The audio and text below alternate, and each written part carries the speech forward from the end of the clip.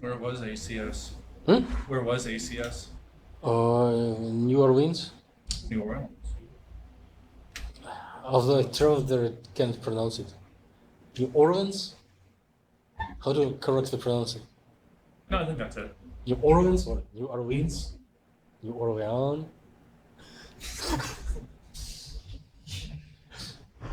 Well, it's probably different in each region of the States. So it's probably New Orleans. Aha. Right on time. Good, good.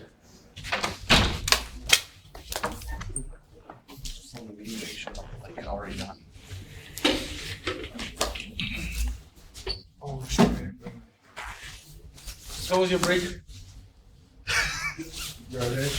I drove What? to the cities twice. What did you do? I drove to the cities twice, Okay. which is not honest. Well, we need automatic pilot to the cars so that we just win on the coach and sleep. But some people do not welcome this opportunity. They tell like, if I learn that trucks are driving with autopilot, I will not drive ever again. Yeah, but that's because you have people that won't do it. So if everyone had it, it would be safe. But if one doesn't, then it's a mess.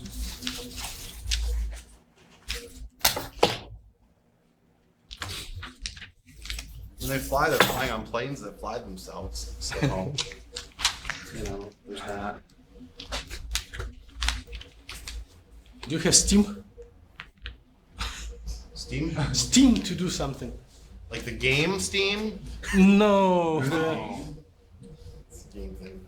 No, just learning Steam, solving problems Steam, Oh. doing homework Steam. Oh, that's so much Me homework. personally, a little bit. A little bit. Okay. Not a lot, but Okay. A little bit is. not an excessive amount of Steam. But So, who we are and what are we doing? So, we are trying to cover chapters in quantum chemistry that are typically missed in the introductory classes. We went through angular momentum addition, through time independent perturbation theory and time dependent perturbation theory. Guess what will be our next chapter? Scattering. Huh? Scattering? No. We'll postpone it to the last chapter. Rotating frame. Good. Rotating frame for what? There is no title of the chapter on the board. Of reference?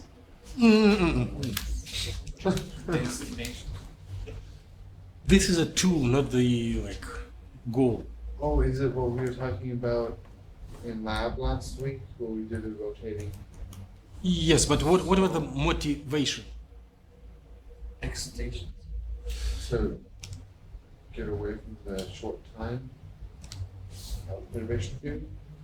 So we can Yes. get away? Mm-hmm. and So- live. Either get away from short time in perturbation theory or get away from low intensity in perturbation theory. Or get away from perturbation theory at all. So the probing matter or exciting matter with electromagnetic waves is the relatively standard tool to explore what is going on, to track the process, to characterize the matter. Like optical spectroscopy, whatever, nuclear magnetic resonance spectroscopy, and there's infrared spectroscopy. It's all electromagnetic waves perturbing the matter and getting response allows it to characterize either properties or processes in the samples. In case our electromagnetic wave is harmonic, sinusoidal, and low intensity, you can get something based on the perturbation, time-dependent perturbation theory. But in this theory, we are staying in the limit of either short time or low intensity. But if we are sampling, if we are perturbing our sample with perturbation of high intensity, then this perturbation is not a perturbation theory anymore. Perturbation theory is not applicable.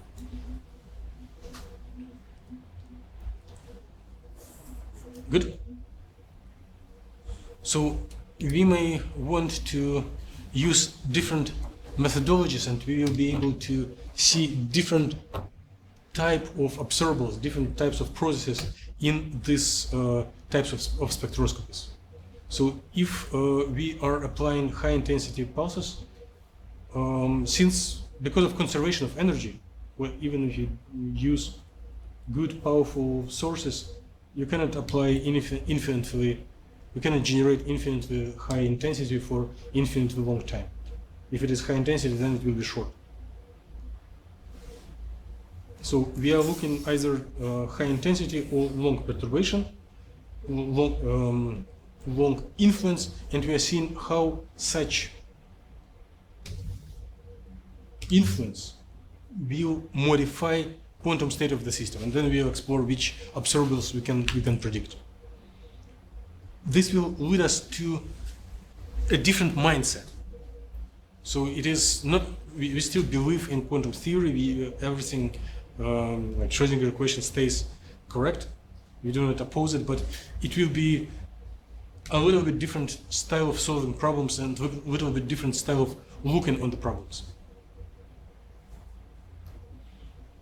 So if we are glancing on the time-dependent phenomena, then we have already experienced that there is a big challenge of time-dependent Hamiltonian. And you cannot do much with time-dependent Hamiltonian. You want to get rid of this time dependence. So whatever we do, we need to find an approximation where we can get rid of time dependence.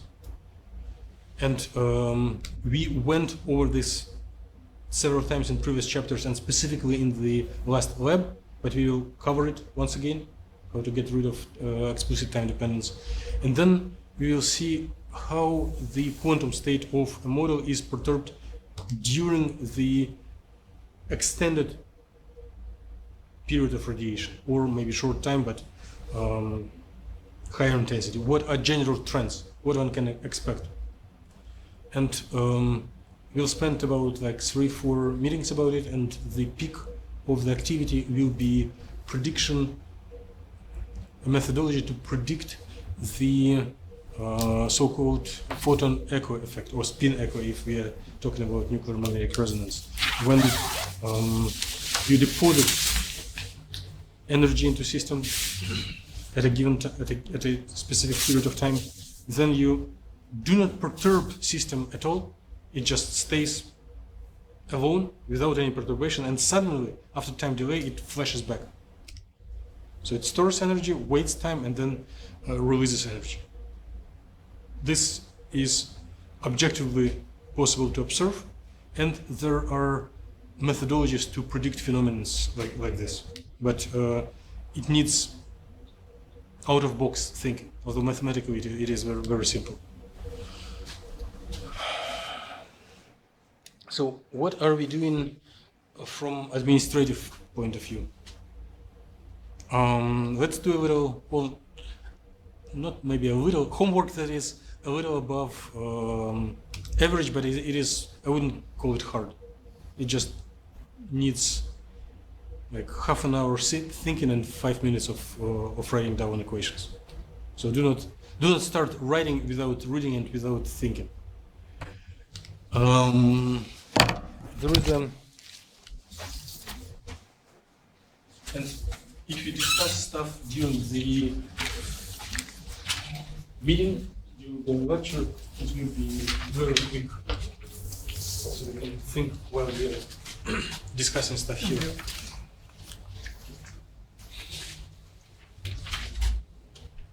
So if it is clear what to do, well, do not expect that you immediately read and write the answer. It takes a little thinking. And if you feel alone with this problem, you're not alone anymore. The Professor Shal Mukamel from UC Irvine is with you on next 2 pages. So he answers he solves this problem, but he does it in very general situation and in a very general notation. So just sometimes it is easier to solve the problem from the scratch rather than trying to understand others' notations, but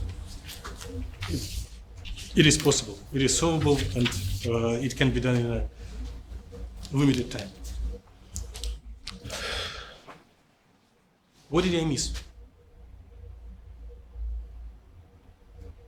We did general motivation of what we are doing for next chapter, and our final is a bad word in academic. It immediately induces suspicion, like not final exam. The ultimate goal for this chapter is explanation of the phenomenon of spin echo and photon echo, and the intermediate tools that we can cover are. So there are several tools, and it is much more speculating and talking. The actual math is very quick and simple. So the tools are rotating frame that we already covered, the pulse area theorem, density matrix, and optical Bloch equation. So we will slowly go through them, although one can squeeze them in all this information into 15 minutes.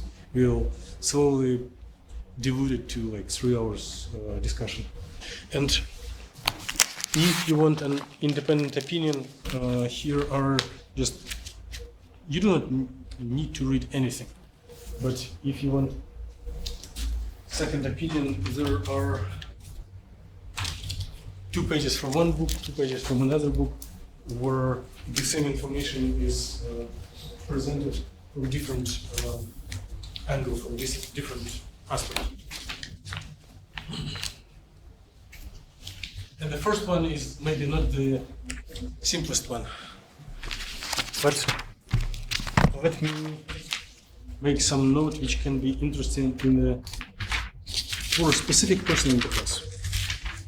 So we do have, based on our presentations, not yours presentations last time, we have an expert in nuclear magnetic resonance. On what page? Page 227. 1, 2. Just flip to 2 pages. Next page. Yeah, and under the nice picture, there is a. I wasn't glancing through it in details, but it is just for entertainment. It is a table that shows analogies between nuclear magnetic resonance and optical spectroscopy.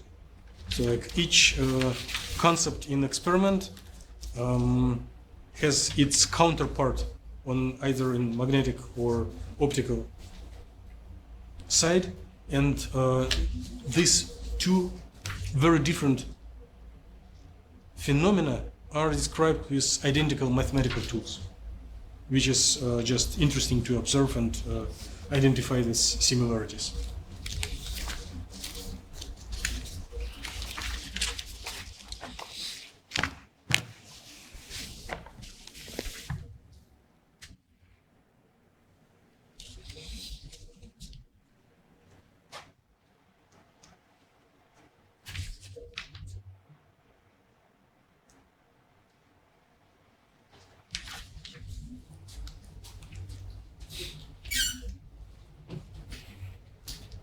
And when we will meet for the lab, we will do modeling of sequence of pulses rather than continuous irradiation. This is a key to our ultimate goal.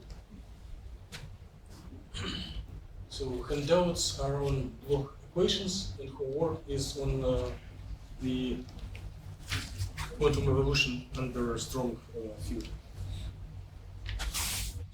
So rotating frame is something we did in. Oh, thank you. So I'll put here my cheat sheet so that it will be not seen in the screen.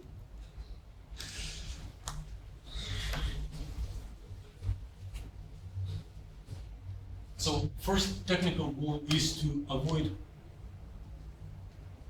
time dependence in Hamiltonian, right? So when we do have time dependent phenomena, then our Hamiltonian is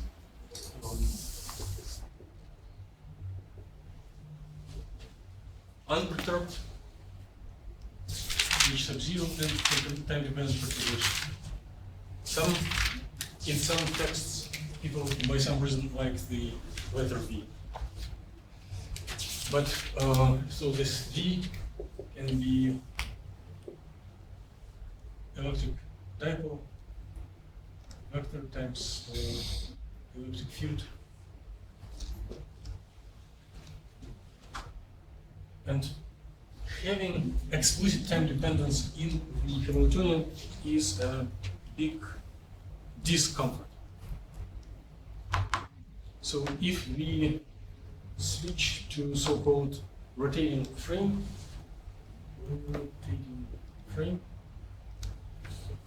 then we can get rid of this time dependence. Resonance.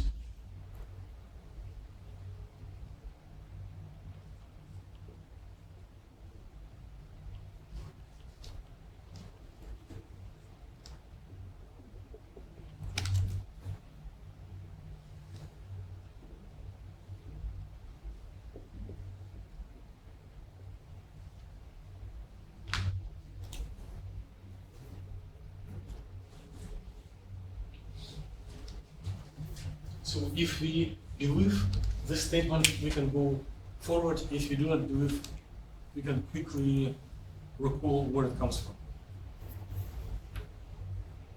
I better do it in summary, but if you were attending the lab number whatever 5, we did it in details. I'll summarize it quicker. So the main goal of quantum theory is to find the expectation values of operator, which is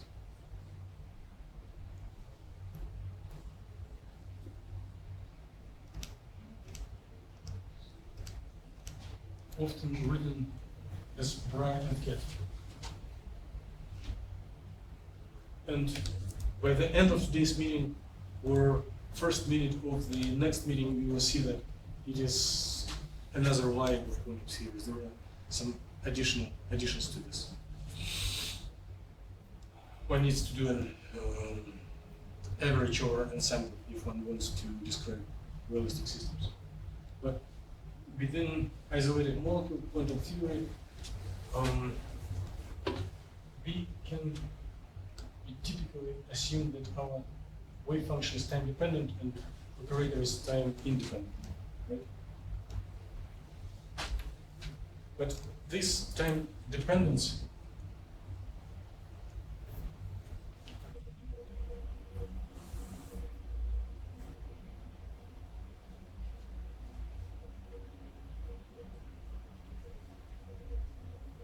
can be written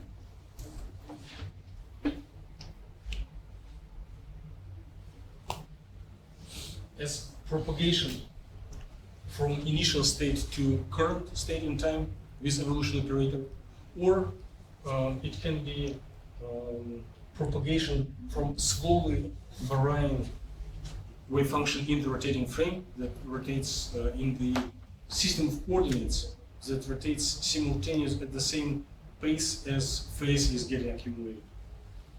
So this evolution operator includes only unperturbed Hamiltonian. And here there is a Schrödinger picture of operator. So this is the same expectation value. But now we can reassign this combination of transformation of operator from triangle picture to this rotating frame has a new definition. And here the operators are generally getting time dependence, but in our specific case of harmonic perturbation and rotating wave approximation, the time dependencies cancel out and one gets rid of time dependence. So our lab number 5 is very detailed workout of this thing is reported and you can end up available online. So the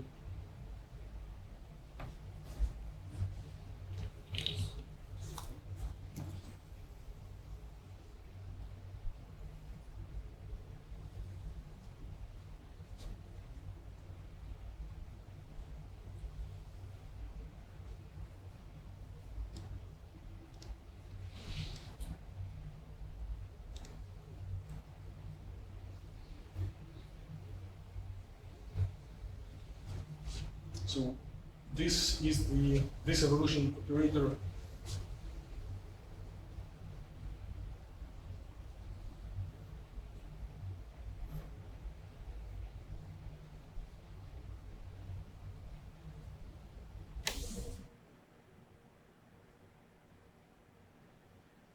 includes evolution that is determined by unperturbed Hamiltonian, and the wave functions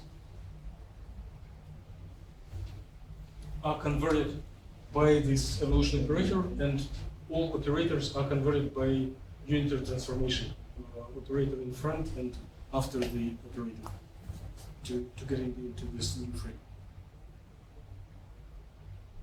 So why do we need it? Because we want to get rid of time dependence. So if we do the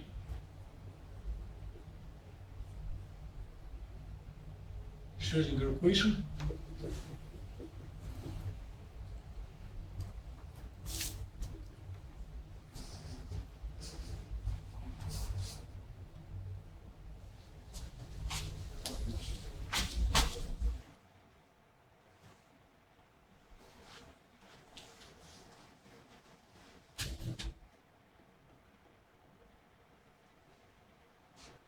we can plug in our definition of the transformation from Schrödinger picture to rotating frame. And rotating frame is very, very close to the standard concept of interaction picture in quantum theory. But interaction picture is introduced for two quantum systems that interact. But here we have only one quantum system and another classical system that is just driving force from outside. Therefore, instead of word interaction picture, we use the word rotating frame.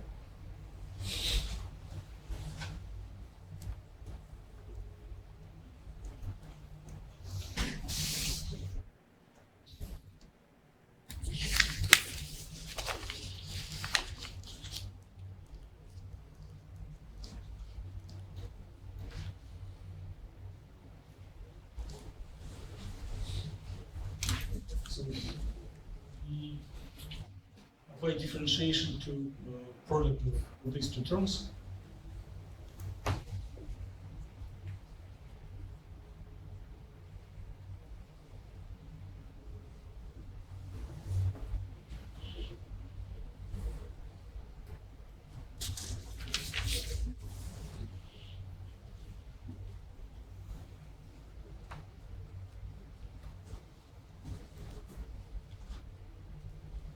And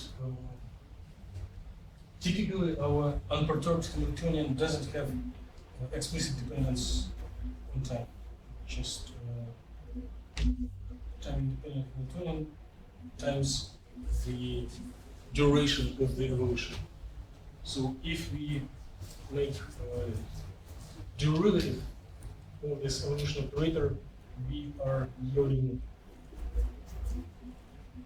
the Hamiltonian, and then we get the evolution operator itself.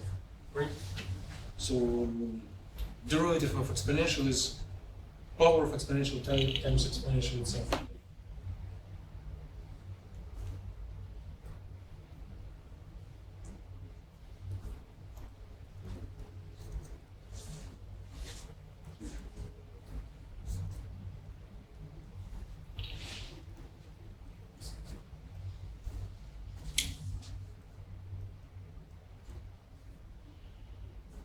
Do we identify similar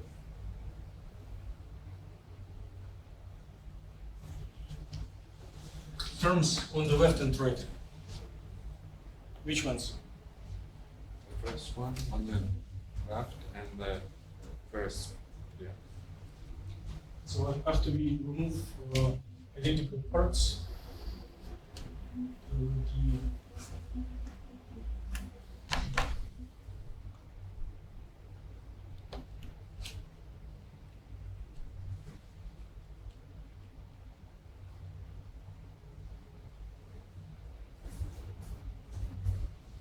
and we do not like this evolution operator here and there. Why don't we multiply left and right by inverse evolution, which will be the condition conjugate. Then this product will result in identity operator, and this will be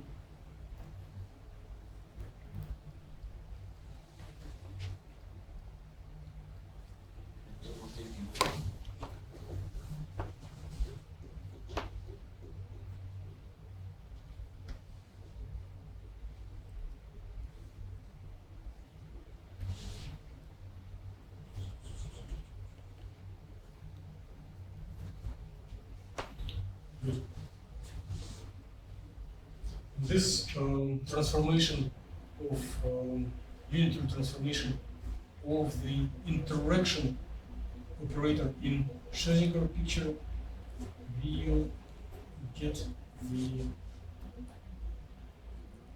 interaction operator in rotating frame.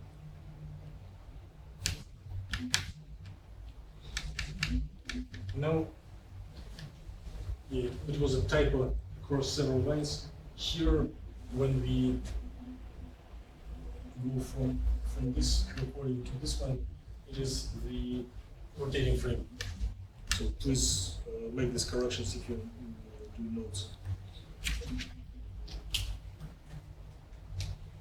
So we are obtaining the time derivative of the wave function in rotating frame is determined only by the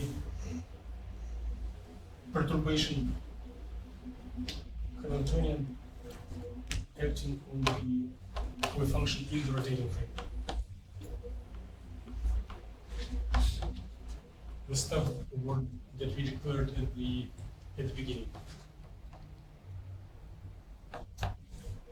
Objections? So there were no approximate steps. This all was precise up to now. If in addition to this one makes so-called rotating wave approximation, so it drops quickly oscillating terms, and for the sake of time I will just skip this. You may partially cover it before. Then here is an example how these operators look for two-level system with energies E1 and E2 in the oscillating electric field. So the unperturbed Hamiltonian in Schrödinger pictures E1, E2, 0.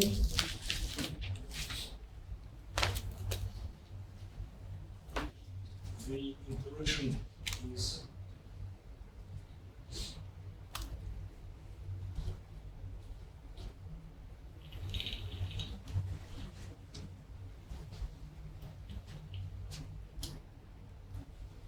And upon this transformation, we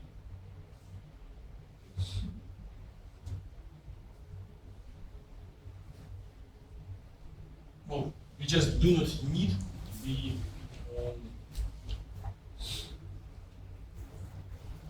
unperturbed Hamiltonian in the rotating frame.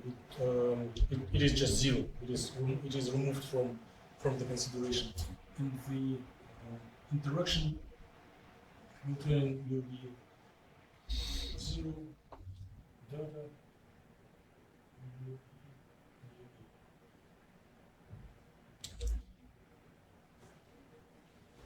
This delta being difference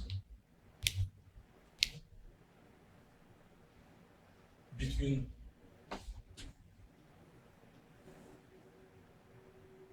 energy levels and the incident event. This little detuning is present in the consideration, but it is so slowly changing that it will not create mathematical problems when we are trying to solve.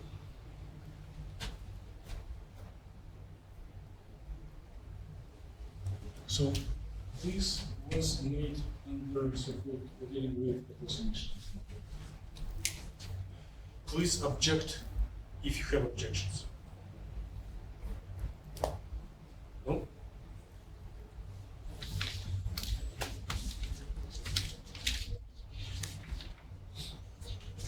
So what are we going to do?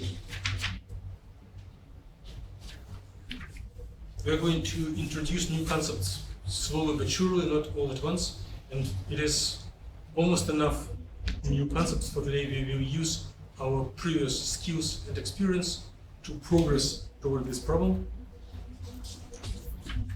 without introducing new tools. So we will just solve Schrödinger equation for in this frame, in this picture, and see what happens. Then analyze all quantitative trends.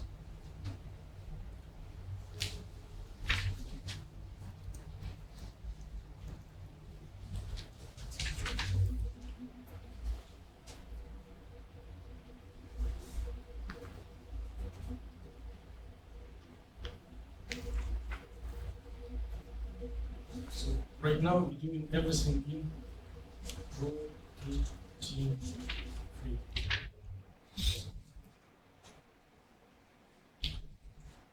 If we do want to use it for computing observables, we need either to use both wave functions and operators in rotating frame, or if you like Schrödinger picture, then we need to return back by inverse transformation after all calculations are complete.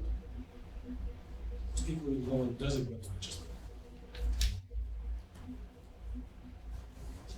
make a note for yourself.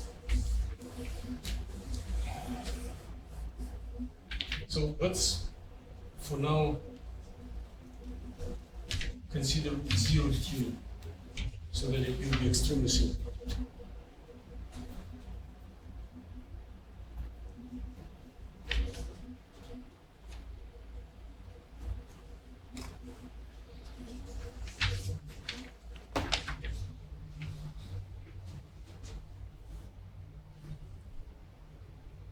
So you have a system of two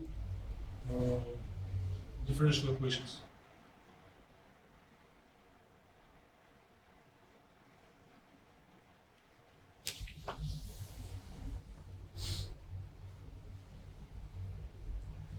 Go by column will tell that in order to see change in time of the expansion coefficient for the first state, we need this product of the transition dipole times strength of electric field times the expansion coefficient of the second state. And theoretically, to see the change in time of the second state,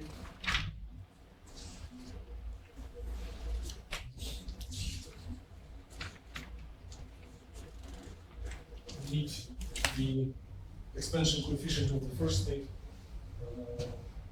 times the strength of electric field in transition dipole. So this can be interpreted that oscillating electric field promotes population from state 1 to state 2 or from state 2 to state 1. Why are indices the same? Should they be flat in the dipole moment? This one?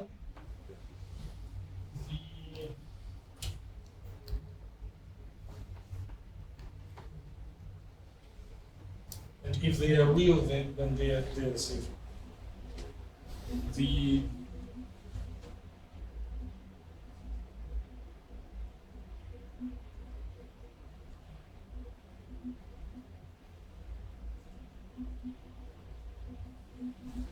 you see it from symmetry that it is not so dependent on the flow of the indices. So is that means electron excitation and relaxation probability is same? Huh? Is that means electron excitation and relaxation probability is same in the same state? So, Jabot is posing a provocative question. He wants to set up a conflict between common sense and this equation. Because common sense tells us that most of systems are in ground state, which means that relaxation dominates. It is probability to go down is higher than probability to go up. And this equation prompts that the transitions up and down are of the same intensity. So this is for strong electric field. So it is not for distribution of zeros oscillations. It is for highly excited one mode of laser field, very highly excited, not quantum, classical, and it immediately drives transitions in the quantum state. So under this assumption, yes, transitions up and down are equivalent. Very good question.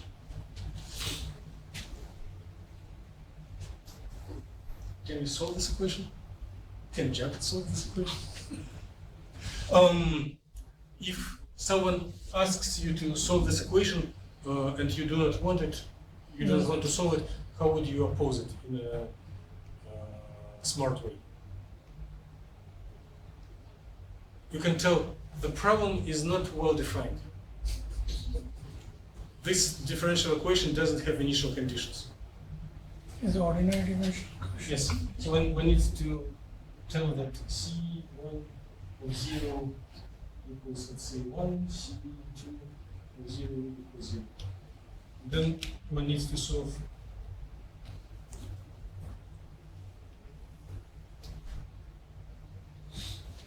this problem.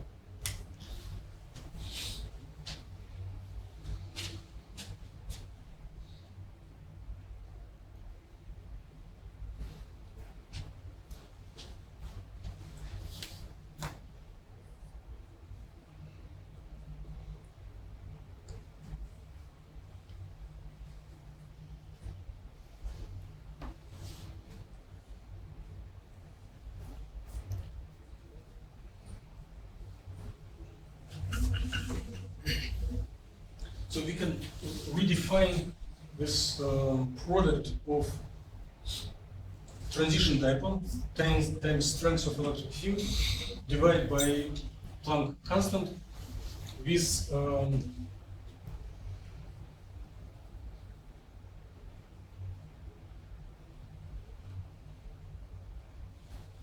as omega sub r, where r stands for Isaac Rabi, who wrote a paper in about end of 30s. Because like two-level system is not very complicated stuff, and one can solve it even in the presence of electric field and oscillating electric field. And as you see, there are promotions up and down with this frequency.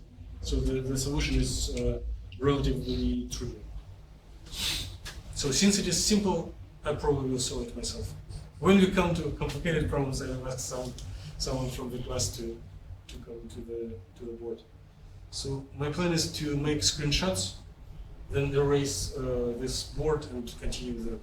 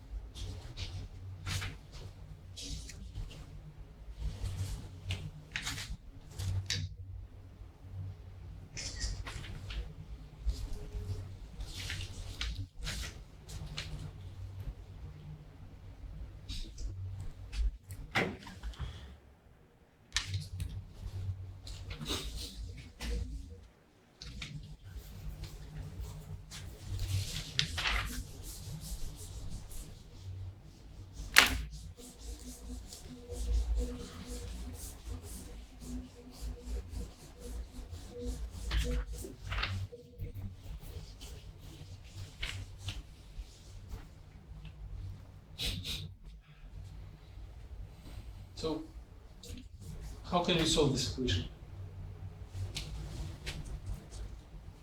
What if we differentiate the dot up on the top is equivalent to derivative, just to practice laziness and write less symbols? What if we make second derivative?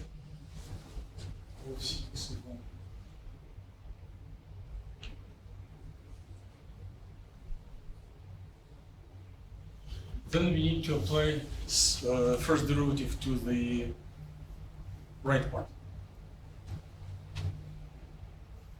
But the right part is already known from the second equation.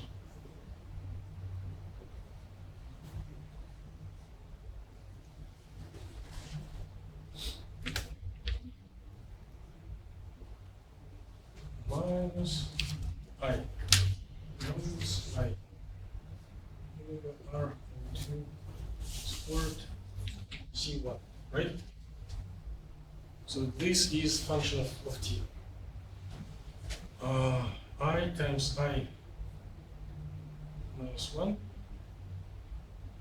Here is another minus. So you have minus, minus, minus, 4 minuses that give plus. No, you already accounted for that negative. You have two negatives, that's plus times negative. It should See, here's. Okay, so you're telling that it should be. Because you already Minus? included the minus and the negative I. Hmm? You said negative I times negative I. Yes, correct. Which means Yes. you've already taken out the negatives. So it is 4 minuses? Three 3 minuses. minuses. Yes.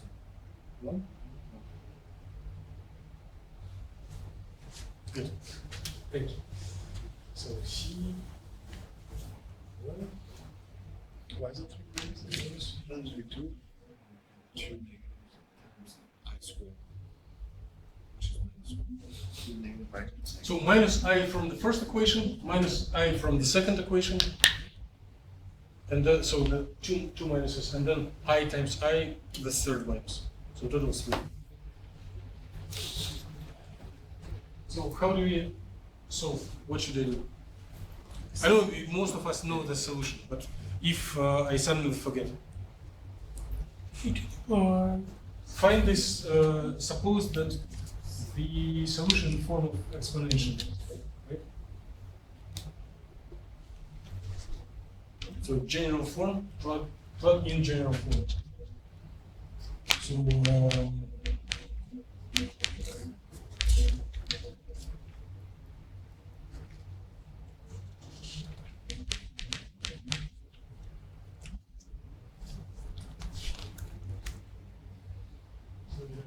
lambda square e times mt minus lambda squared e times mt. Now we cancel the lambda t and get the polynomial, or very simple polynomial equation for the roots. Lambda equals plus minus square root of minus omega r2 squared. So omega r over 2 squared goes away from the root, and we have square root of minus, which should be I. Okay? So lambda equals plus minus I over r over 2, right?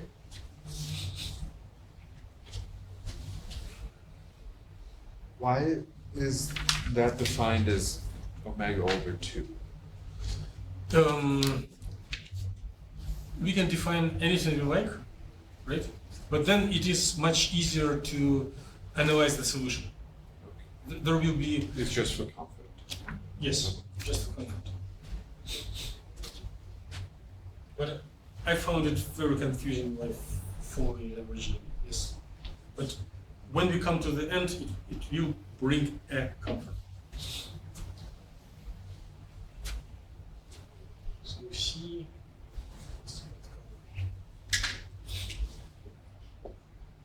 C1 of t will be E plus I over R to t with expansion coefficient, unknown expansion coefficient C1 plus and unknown expansion coefficient C1 minus I over R to t. Right? No lies. We found general solution, and now we need to find partial solution that satisfies initial condition.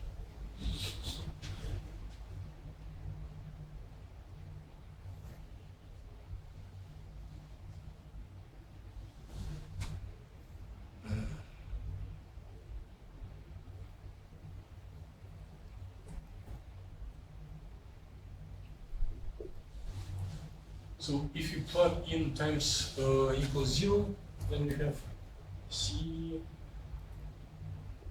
plus C1 minus equals what? 1.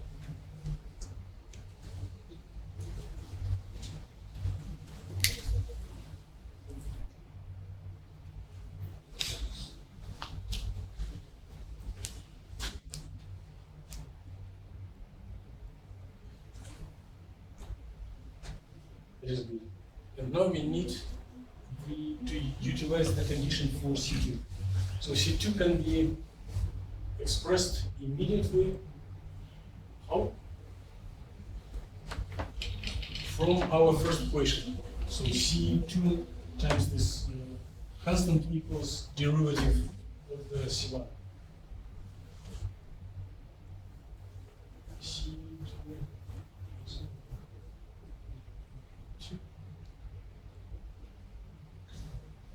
right?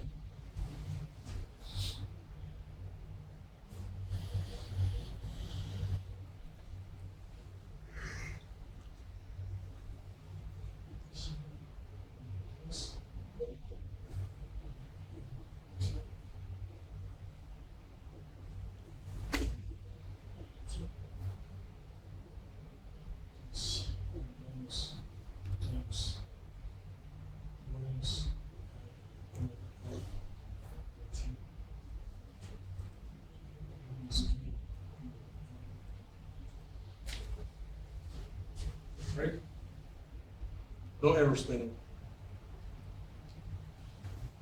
Now let's plug in explicitly time equals 0, and then we are getting minus 2 C2 time 0 equals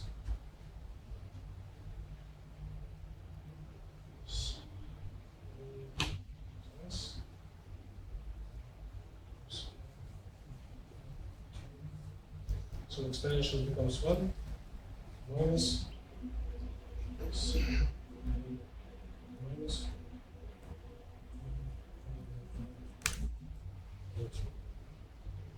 And Did we miss I in the first equations?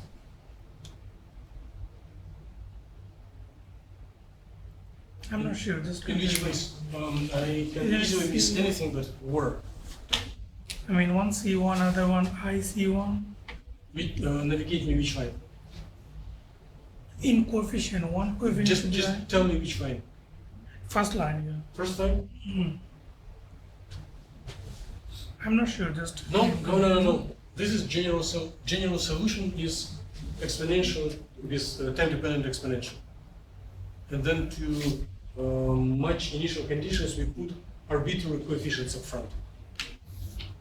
And now we solve linear algebraic equations to find values of these coefficients. Right? Yeah. No, I do not believe that anything is mixed. And here we do derivative, and therefore, because of derivative of exponential, minus is coming up front. And because of we set up initial conditions that lower level is ground state is originally populated and excited state is originally empty. So we already used the condition that ground is occupied, and here we will use that excited is empty. Excited is empty.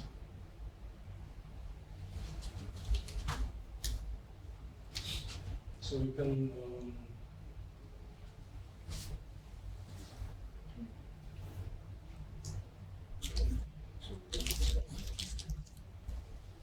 cancel this stuff and get the condition, second condition for expansion coefficients. C1 plus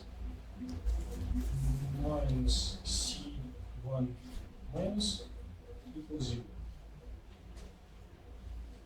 And our first condition was C1 plus C1 minus equals 1. Correct? Can we solve this complicated system of linear algebraic equations? What are the solutions? For what? So if we add together, we get 2C1 plus equals 1. C1 plus equals 1 half. And from this equation, they are of the same, they're equal. C1 minus equals 1. So what is the solution?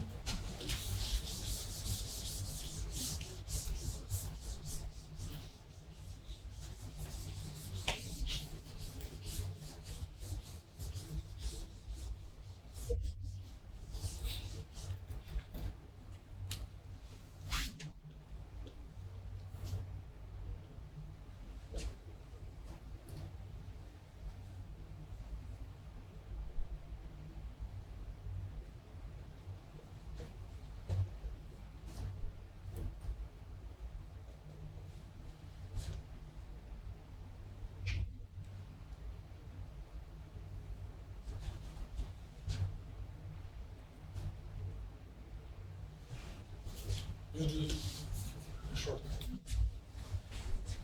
According to Euler's equation, what is it? Summation of two imaginary exponentials that rotate in opposite directions. If we add, yes, divided by 2, so it is exactly the same. This of R divided by 2t. And minus I divided by R2, C2 equals derivative of C1. So derivative of cosine, negative sign. Negative sign divided by 2t. And what do we have here? 2. That cancels. So we cancel this.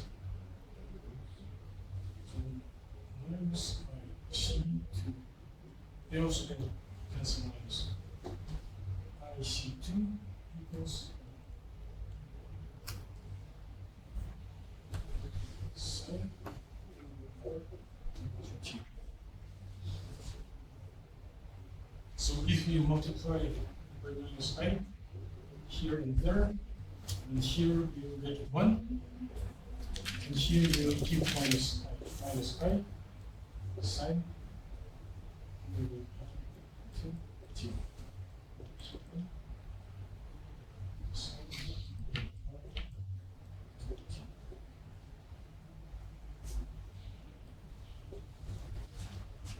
We know the solution, but it doesn't help us. We need to visualize and analyze. What does it mean? So we do need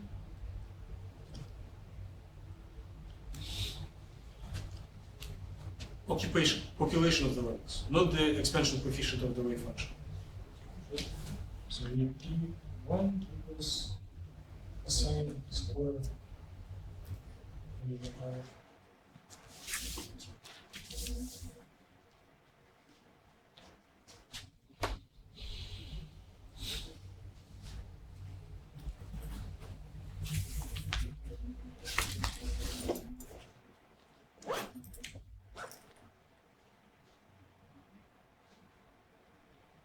So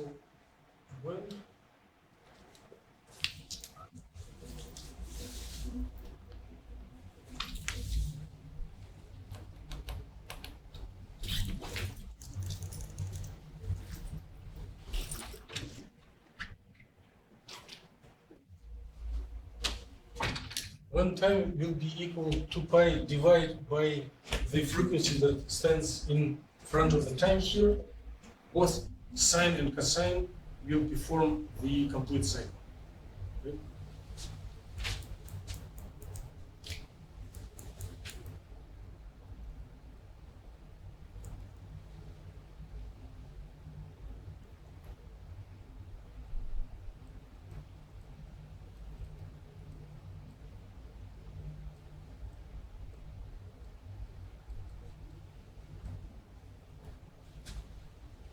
So this is cosine.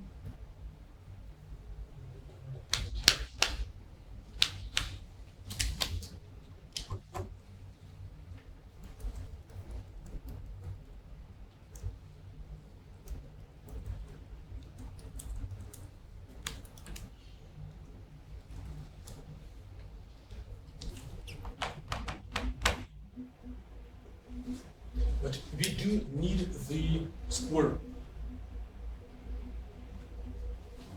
Something is wrong? You make sine look like cosine at the end.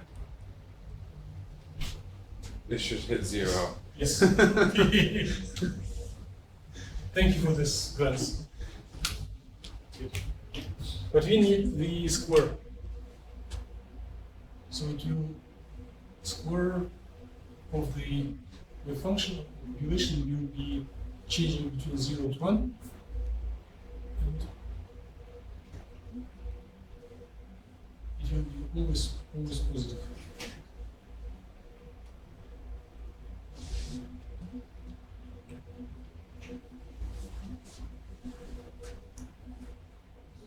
This one is C1 absolutely no square. So originally it is 1, and then during the omega r over 2 cycle, it makes during the full cycle for the amplitude of the wave function, the population does 2 full cycles, right? So population goes to 0, then to 1, then again to 0, and then again to 1. So if we look at the specific time equals 2 pi over this omega sub r without 2, it will be specific time when the population of the level makes the complete cycle. If you look on the square of the absolute value square of the excited state expansion coefficient,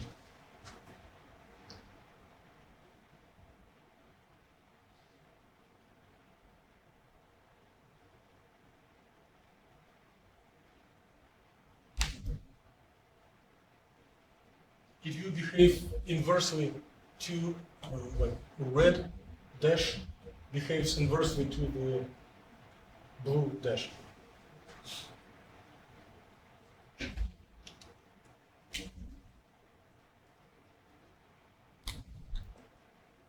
Because there is a conservation of population, conservation of probability. So when the ground state is depopulates, excited state is getting populated. And our perturbation theory will work approximately until this point. For the rest of the solution, we need to use the solution that we developed today. And we were doing a shortcut and we applied retaining wave approximation. We put aside detuning. We assume that we are in exact resonance. If one makes more detailed solution, then the probability of the excited state, occupation of the excited state will never be populated to the completely to the one, but it will be populated to the value determined by detuning. The higher the detuning, the smaller is population of the excited state. Good. Now we are done with technical part. What we have a little bit more of new concepts. It will be very simple. No mathematical derivations, just new mindset. So right now, we consider that we have this ray of death that has infinite amount of energy, permanently shaking the system and inducing going up and down, infinitely long. But in the reality, it is not always possible to have this infinite source of energy. One can apply this high intensity field only for a limited interval of time. So what would happen to the system if we apply a strong field for a limited interval of time?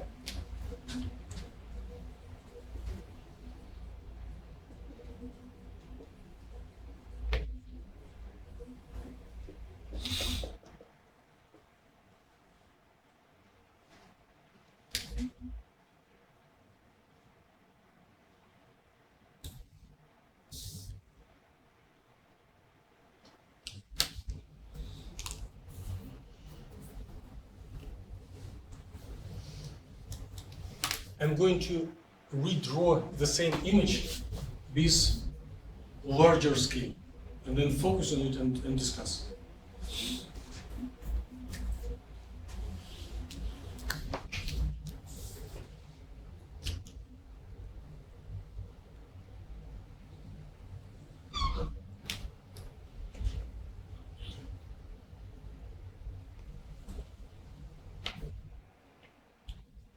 So I'm interested only until the time equals to 2 pi over RABI frequency.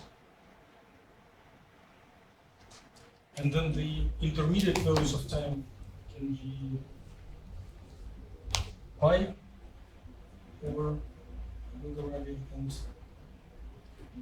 pi over 2 over omega RABI.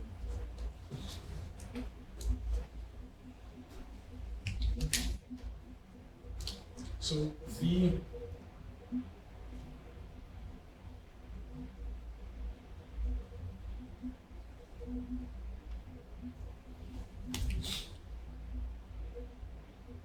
population of the ground state makes the full cycle during this period. So if suppose I have a good idea how to present it, how to explain it.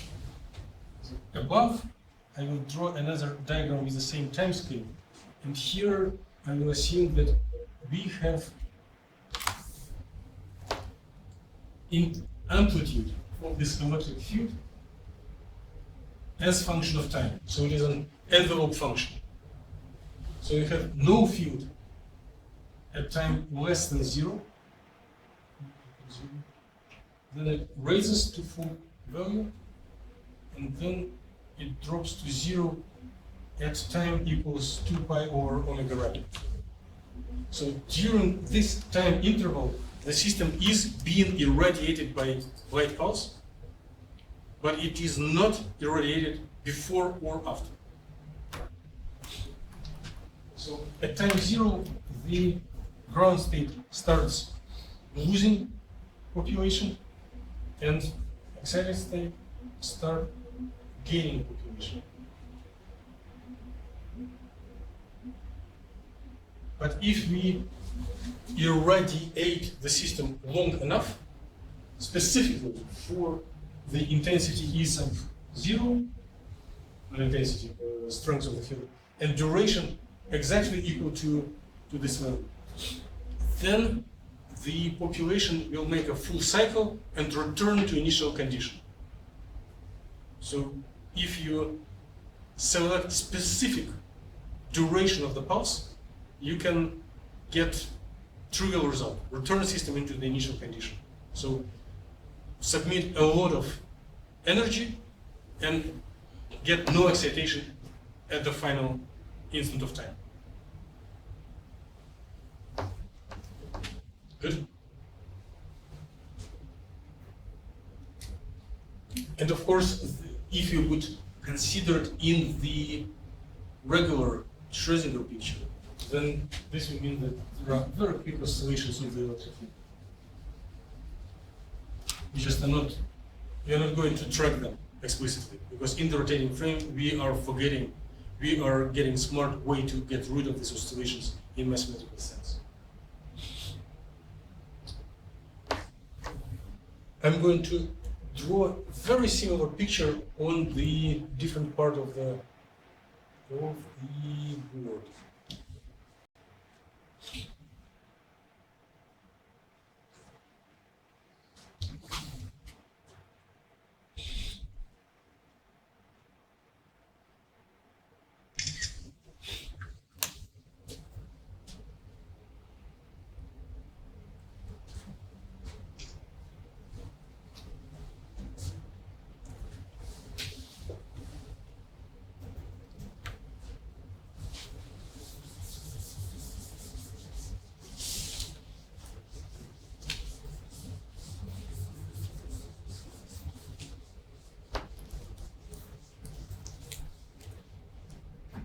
So I'm going to make again a pair of pictures,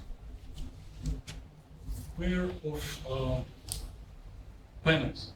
So in both panels, time is going, time scales are the same. And now we are going to consider time going from 0 to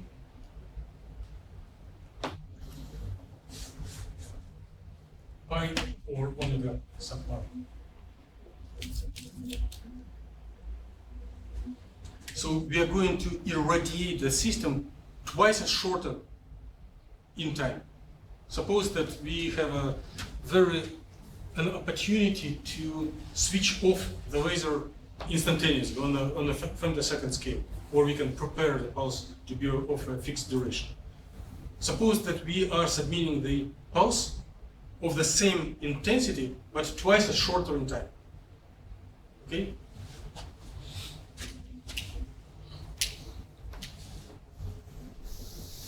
So nothing at t less than 0, E sub 0 at time 0, and then it stops at t bigger than pi over omega sub r. What happens to the population?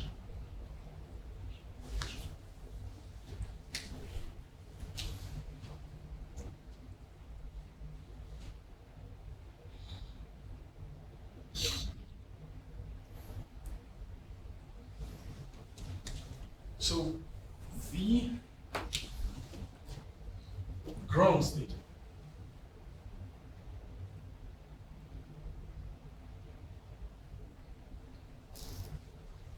is dropping its population and goes completely to zero. So we depopulate ground state, and the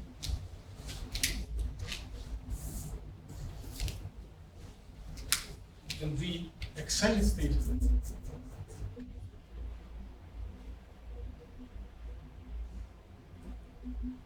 achieves the population of 1, right? But this occurs for a specific value of pulse duration and specific value of the intensity of the pulse. So we intuitively feel that there is some connection between intensity and duration and the result of the pulse. So if we irradiate as long as t equals pi over 2 or omega r, then population flips.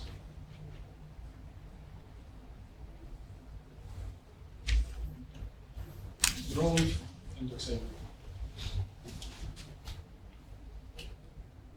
So we are trying to feel the trend. Now I'm going to repeat same style of image once again, 2 panels.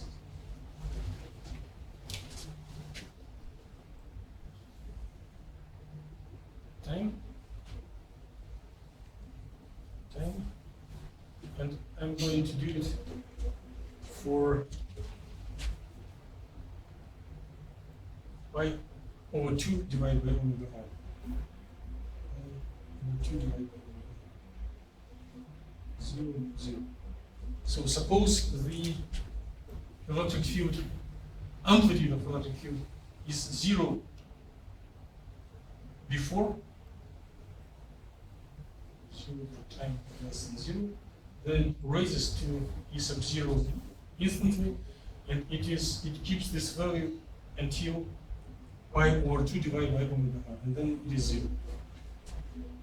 Right? So what do we have for population?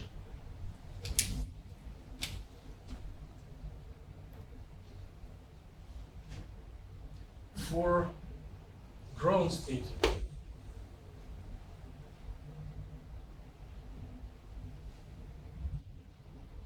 we are getting 50% loss of population.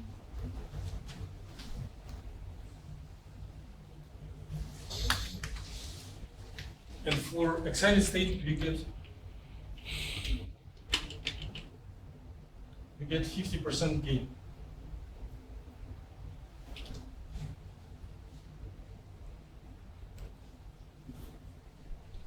So if we limit duration of the pulse with these conditions, only half of the population will be promoted from ground to the excited.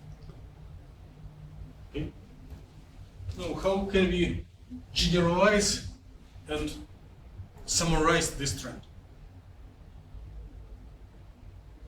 Right now, we were considering rectangular pulses.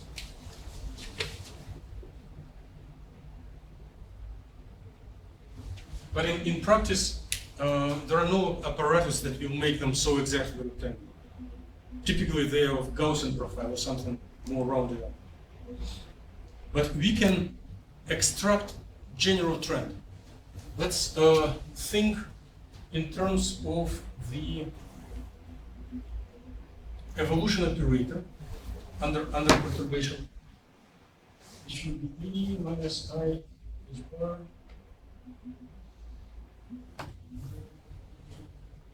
from 0 to t theta. And here our electric field will be depending on the time. And U is operator.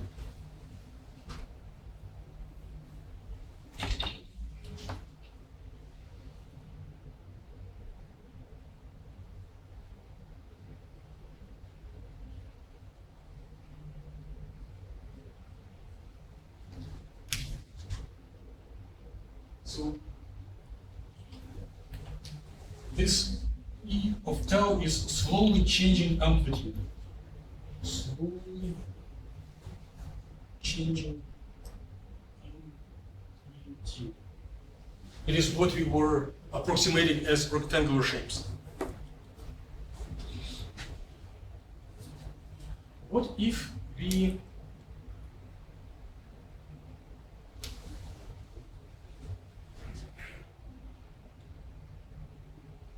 put duration of our pulse to the upper limit of this integral? Then it will be exactly what we were picturing here. So u prime of t delta t equals to 2I over omega r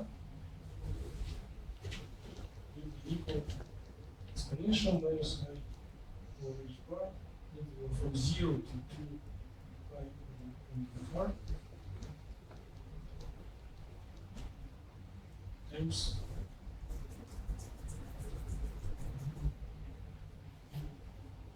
t.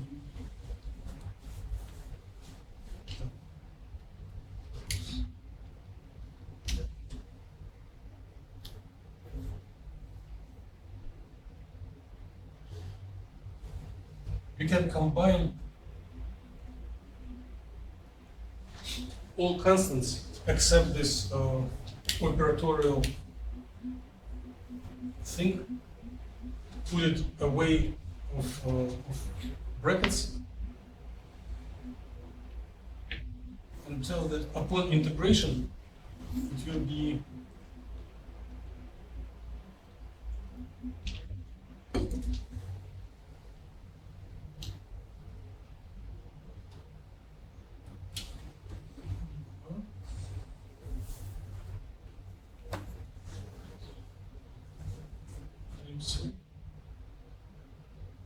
I over omega r times operator for flip between states.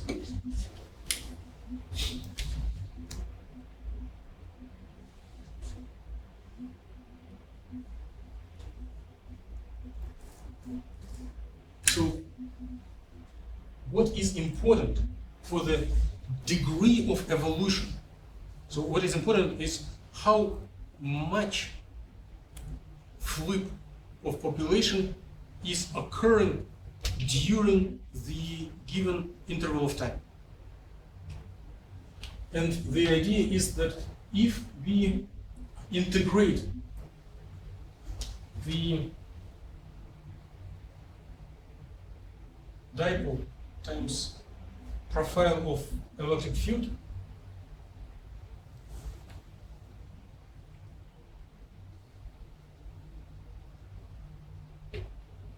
then this integral will determine how far the evolution of flips will perform, will occur. If we formulate it in this shape, in this form, then this definition will be independent on the shape of the pulse. So the degree, the extent, amount of flips or percent of flips between ground and excited is determined, we forget about this rectangular shape, by integral of this interaction Hamiltonian over time. Or we can, if we can put it from minus infinity to plus infinity and have this one non-zero in a specific time.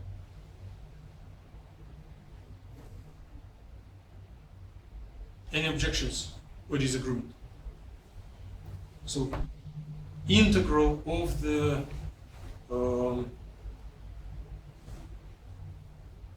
intensity of the amplitude of the field times transition dipole over the whole time interval determines the amount of flips between ground and excited state. I have forgotten to with H bar and bottom to have it dimensionless.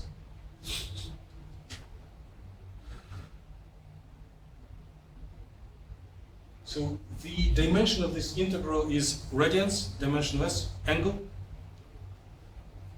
and it corresponds to the area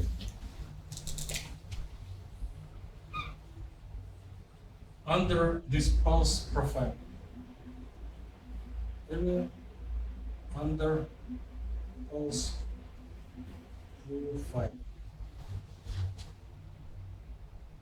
And one formulates it as a theorem. So amount of transitions between ground and excited, the percent of transitions between ground and excited is determined by area under pulse profile. And one typically refers it as pulse area theorem.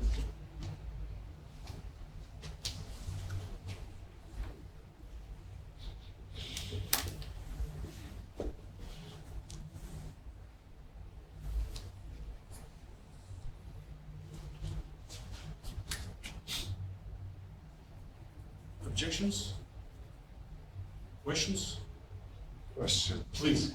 So after the time the population is fixed, If we switch the pulse off and we forget about zero vibrations or zero oscillations of electromagnetic field, we forget about spontaneous emission, system stays isolated and there are no reasons to change the population. Which is a good approximation if we are within, let's say, nanoseconds time scale. So for a nanosecond, system will stay with this fixed proportions of population. and that does the proportions do not care if it's doing non-radiative relaxation. Oh wait, you It can't does do care. It does care. But that. It's You also can't being do much that. bigger. but Yeah, okay. this is valid. It will stay unperturbed only if you stay for time period shorter than typical period of relaxation. The equations that we considered and solved today do not have relaxation, but it is an objective property of most of systems, and there are no problems to include it explicitly, which is mostly comfortable done in on the language of either density methods or optical block equations, which we will cover when we meet next time. The wave function language is not comfortable to describe relaxation phenomena. It is not forbidden, but it is not comfortable. More questions?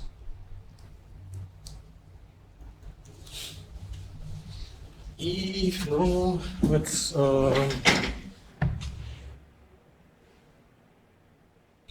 announce the completion of the meeting number 17. Thank you for coming, and see you tomorrow in the lab for complementary MATLAB codes that will illustrate what we did in, and what we will do in the class.